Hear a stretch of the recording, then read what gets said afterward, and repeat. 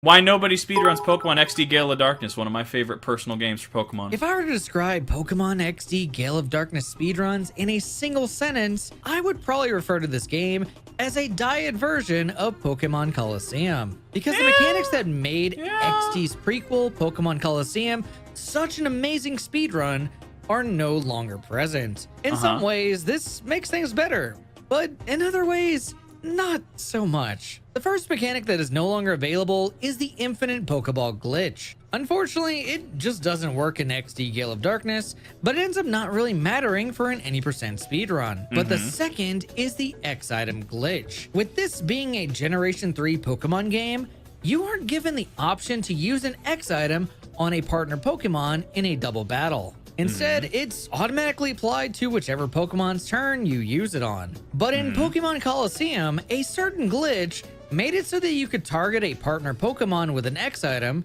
which is a massive tool for speedrunners since it let them set up with their attacking Pokemon and attack with that Pokemon in the same exact turn. And unfortunately for XD, this isn't the only thing that pales in comparison to Colosseum. The boss battle AI in XD makes zero sense. Normally, boss battles are programmed to KO Pokemon that are able to be KO'd with their strongest move. But instead, they're just kind of programmed to randomly use their strongest move. For example, this Ninjask has the moves Dig and Silverwind. And let's say that you had an Umbreon and a Flareon on your side of the field. Normally, boss AI would Silverwind Umbreon and Dig Flareon. But instead, it can randomly Silverwind Flareon and Dig Umbreon. And because of this quirk I'm curious how they changed the coding for that, because that's interesting. On top of the lack of awesome glitches, the game kind of feels in a weird spot, and just not really as cool as Colosseum for speedrunning. However, even with these shortcomings, the route itself is quite unique because of these changes, on top of the Pokemon used to beat the game. For Pokemon XD Gale of Darkness, you'll always start off with an Eevee as your starter Pokemon. It's really nice too, because in one of the first towns of the game, you get access to every Eevee Stone for free. But the crazier part is that they even have stones for Umbreon and Espeon, since day and night cycles don't exist. Yeah, we never got the Moon Shard and Sun Shard back. They are just intrinsic to XD Gale of Darkness. Like, I think this would be great if somehow we went back to a Pokemon game without a day-night cycle, maybe like a mystery dungeon game, or some sort of like Pokemon Ranger or adventure game where friendship wasn't a stat that was measured. We do have the Moon Shard and the Sun Shard. They're not the Moonstone, they're not the Sunstone, they're the shards. Which is so thoughtful of them to give us the best evolution for Pokemon speedrunning. Just like the prequel Pokemon Colosseum, we get to sweep the game with Espeon. But instead of Quilava or Umbreon as our secondary partner, Shadow Teddy Ursa becomes the best option for a speedrun. Isn't it because of the crit, if I remember correctly? Because I actually really like the Aura Region. I actually really like XD Gale of Darkness. If I remember correctly, isn't there a hyper glitch or some sort of crit glitch that speedrunners end up utilizing? One of the big reasons that Teddy Ursa is such a good Pokemon to use is that it's actually the first Pokemon in the game that we can catch. It's even a guaranteed catch without having to weaken it. What I love most about Teddy and Espeon combined is just how well their moves work when used together. First of all, a lot of move choices are used to KO Pokemon like usual because of fast animation, since you can turn them off, or to complement your partner Pokemon, since every battle in XD is a double battle. Early on, Espeon will have access to Bite, Confusion, and Tail Whip to help out Teddy's somewhat weak early game moves. Bite in particular has the fastest animation out of Espeon's entire move pool. Confusion is the obvious same type attack bonus move you can rely on, and Tail Whip hits both opponents in a double battle, lowering both of their defenses by -1. These moves combined with Teddy's physical power are amazing, because a fast Pokemon like Espeon using Tail Whip or Bite gives you some massive options for Teddy when it needs a bit of extra oomph to KO certain Pokemon. What's even better, however, is how much Teddy's move pool helps Espeon even more to dunk on certain Pokemon. I actually never even thought about using Teddy Ursa and potentially up to Ursaring. I mean, you're talking about Teddy Ursa specifically right now. The fact that I actually didn't. I underestimated how useful it is. That's actually really neat how they tie into each other like that. The two best complementary moves alongside Espeon are Refresh and Fake Tears. Refresh is amazing because it gives you access to a move that doesn't play an animation if Teddy isn't hit with a status move. And because Teddy doesn't always do enough early on in a double battle to justify using a move with it, Refresh becomes quite refreshing. While the move Fake Tears... well, you could theoretically just call the Pokemon, but you would have to go right down or down right to get to the run slot, quote-unquote, on the panel.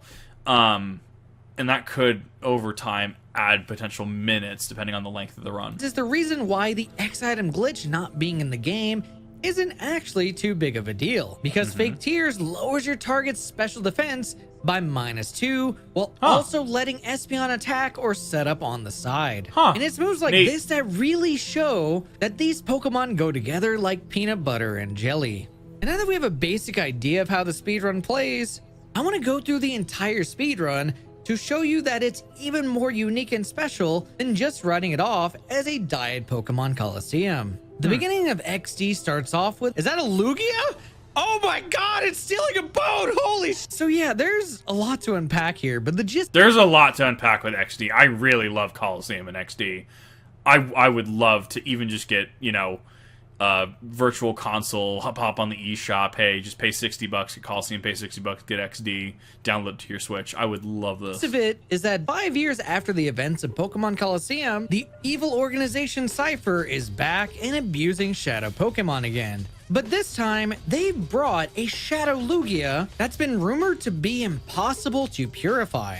And through this massive powerhouse of a Pokemon, they can do things like steal a boat with psychic powers, or even do worse things than Team Plasma did in Black and White 2. But I think people forget that Team Plasma in Black and White 2 legitimately froze an entire town with the terrorist weapon. They really did, though. Like, using Kyurem to power the ice laser to freeze an entire town into submission. Black and White was a time. Nah, stealing a boat's way cooler. Just about as cool as you subscribing to the channel. Once the intro is completed, the speedrun for XD Gale of Darkness starts off by hoping that you've successfully manipulated an Eevee with a plus special attack nature and hidden power psychic, which is a kind of weird hidden power to rely on, since you would expect better coverage to save you more time. But as it turns out, psychic type is a ridiculous and powerful type on its own. It's crazy to say that by the end of the game, your move pool is Hidden Power, Psychic, Bite, and Sand Attack, which you'll never use. And the real nice thing about Eevee early on is that we don't really need to use its base form for very long. With the Sunshard item equipped and the ability to gain friendship through walking, it'll only take about 2 to 4 battles before getting an Espeon. What's even better, however, is Teddy is obtained at around the 9-minute mark, where the goal is to pray for good enough attack and speed since you can't manipulate Teddy's stats. And according to the speedrunning notes, getting the acquired 25 attack and 16 speed for Teddy Ursa at level 11 is about a 12.5% chance of happening. That's really not bad, though, actually. A 12.5% chance for a good run. That's really not bad. Rough odds overall, but if you want to KO Pokemon in this brutal game, you're gonna need good enough stats to do it. And it's at this point where you finally have both Pokemon that you'll find out that Shadow moves in XD are very different from Coliseum. XD Gale of Darkness introduced a new system where every Shadow move was super effective towards non-Shadow Pokemon, not very effective against Shadow Pokemon, and Hyper Mode was replaced with Reverse Mode. Reverse Mode is pretty awful because the only thing it's useful for is getting your Shadow meter down. Yes. Reverse Mode doesn't even increase your critical hit chance like Hyper Mode did.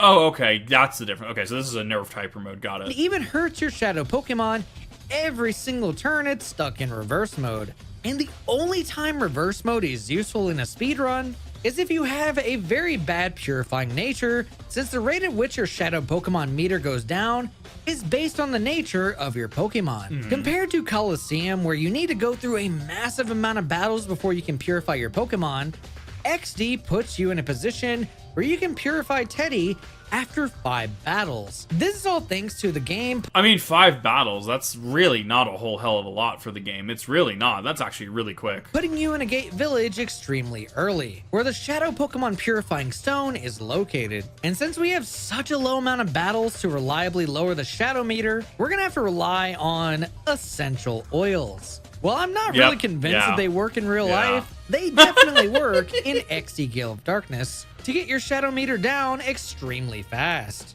But just like you just give Pokemon massages. Real essential oils, these things cost money. And depending on how rough your nature is, you may just have to buy more to get your Teddy back to normal. But once Teddy is finally purified, we'll now proceed to dump it in the PC before a trip into Mount Battle. Why exactly? Well, it's only because Espeon KOs everything on Mount Battle faster when it battles by itself. We'll then head straight to the Shadow Pokemon Laboratory, where we go through quite a slew of battles in order to make Return even more powerful with level ups, stepping, and X items, since they all raise friendship and make Return more powerful. But more importantly, we get fake tears on the big battle. I do love that Lavrina is just Pink Hatsune Miku. I love it. Against Cypher admin Lavrina. Lavrina is very much considered one of the harder fights in the game, as she specializes in very cutesy Pokemon. But just about every one of them hurts like crazy this early on into the game.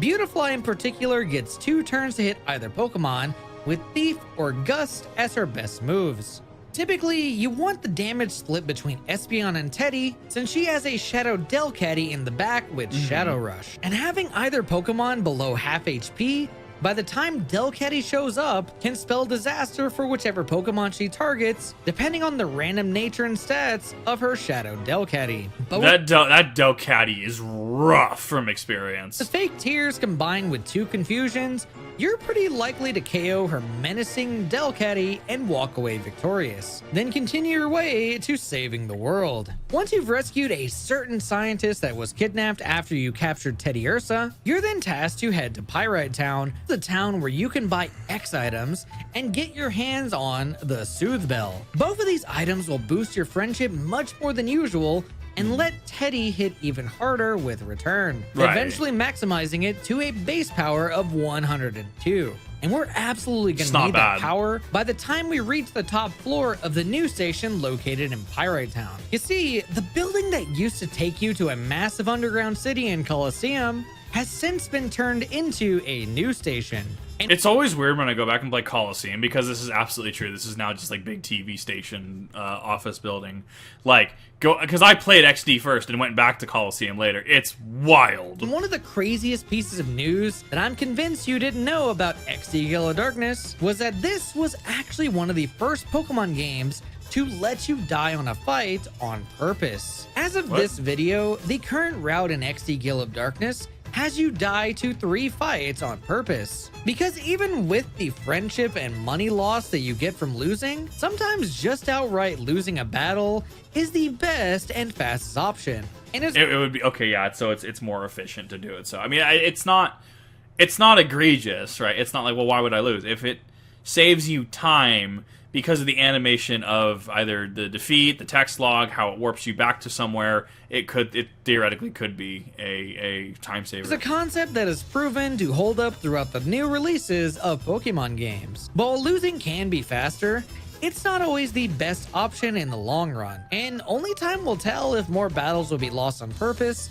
in order to help the game be beaten faster. Because the worst thing you lose from dying on purpose is EXP. With each piece of experience that you miss out on from losing on purpose, you can either end up losing or gaining time back based on the levels that you reach throughout the game. With even less levels, you'd likely have to make the threshold for those stats almost unreasonable. But honestly, who knows? Only time will tell if this changes. However, what I know likely won't change is how dominant Teddy Ursa becomes when it evolves into the monstrous Ursaring. Not only does Ursaring get a base 130 attack stat. Jeez, that 130. I forgot. I thought he was like, maybe he's like 90 to 100. 130!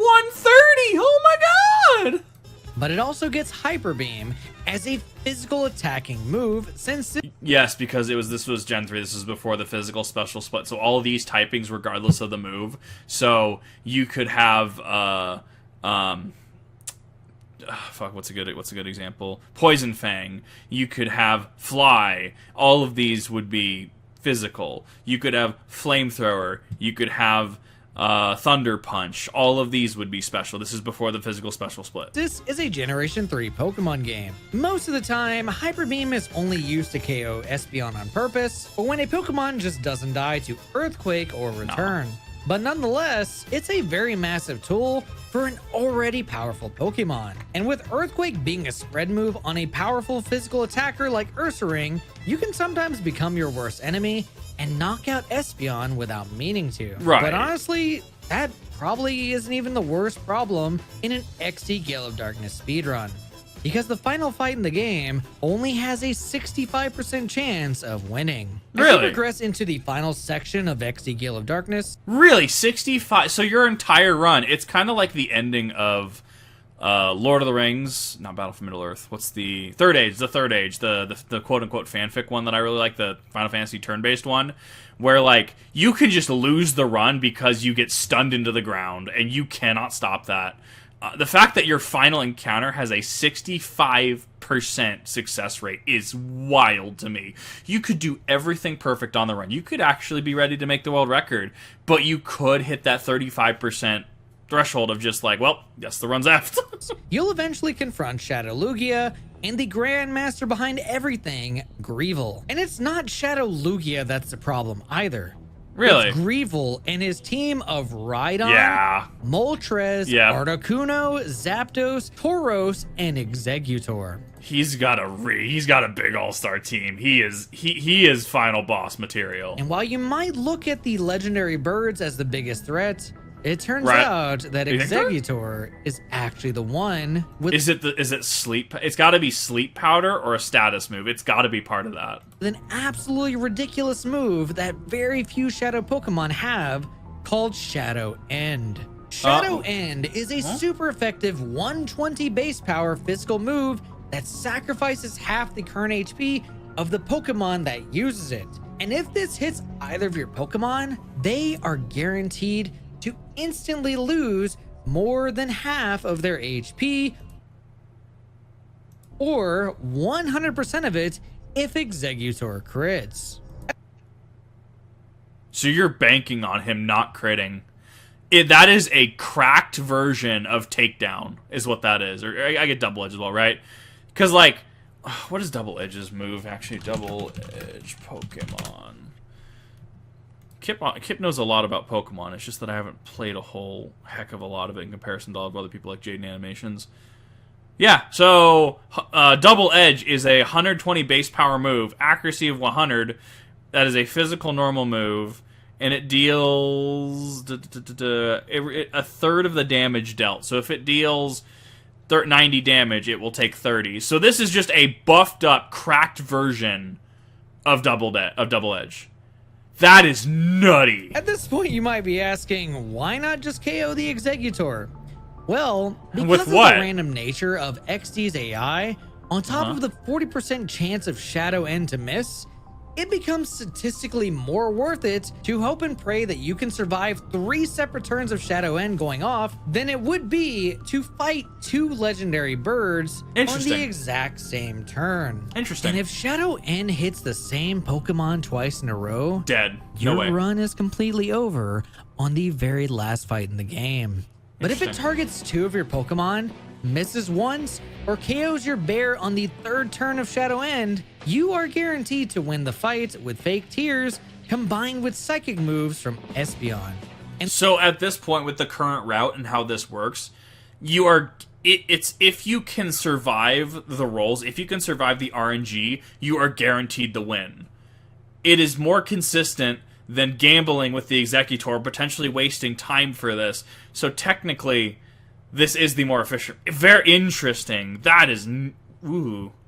Speedrunning is just built different. And the craziest thing about this entire fight is that 5 out of 7 of the final Shadow Pokemon we face are a damage range to die, depending on what stats and natures that you roll on the enemy shadow Pokemon. Easily making this what I would consider to be the hardest final battle in Pokemon speedrunning history. Pokemon Coliseum is easily my favorite Pokemon speedrun of all time. And if you want to see why it's so amazing, check out this video here and consider subscribing for more Pokemon speedrunning news and content. That was amazing. No, that makes sense why it isn't speedrun. I actually do have a date with XD Gale of Darkness at some point in the future to run back through it again. I think there's a lot that can be gleaned from it in regards to game design philosophy, what worked, what didn't, how improvements were made. I'm very excited to go back through it again. This was an excellent video. Would highly recommend checking out the original creator because this is an awesome piece. Excellent video.